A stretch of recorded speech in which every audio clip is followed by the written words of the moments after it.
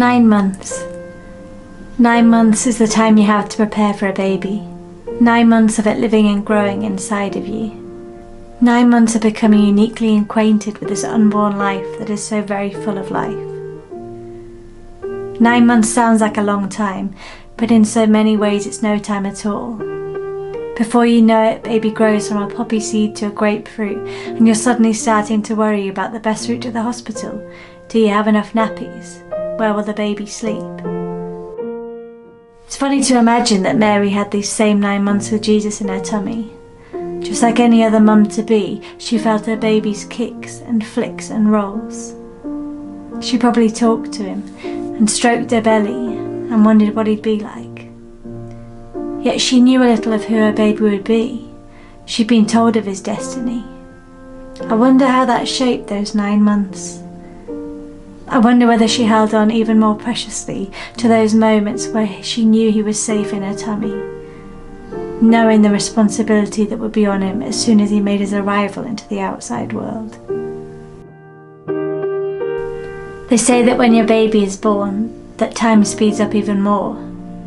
That suddenly you blink and the tiny, week-old baby is an 8-month-old and then a 2-year-old. You get the picture. I hope that's not the case. I desperately want to make sure that I live every moment, treasure every memory, so that they're not just there and then they're gone before I realise. I think Mary understood something of this feeling. This longing to be present in all of the moments so that they didn't pass her by. It says in Luke 2:16-19, "So the shepherds hurried off and found Mary and Joseph and the baby who was lying in a manger.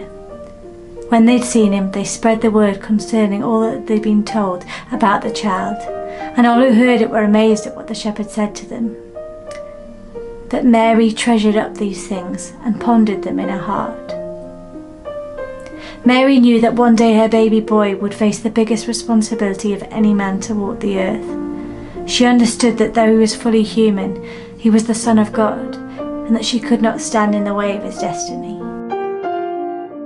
The angel said to her, "Do not be afraid, Mary, you have found favour with God. You will conceive and give birth to a son, and you are to call him Jesus. He will be great and will be called the Son of the Most High. The Lord God will give him the throne of his father David, and he will reign over Jacob's descendants forever. His kingdom will never end." I think Mary knew better than any mother that the moments she had with her precious newborn were to be treasured. I think she also perhaps struggled sometimes to comprehend that the Son of God was looking up at her. I mean, where do you start with that?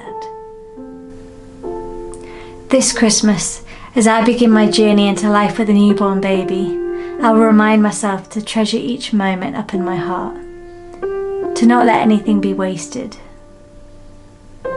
But I'll also try to stop and treasure the moments in which I encounter Jesus again in the Christmas story. The way you stop to inhale the scent of a newborn, I want to stop and breathe it in.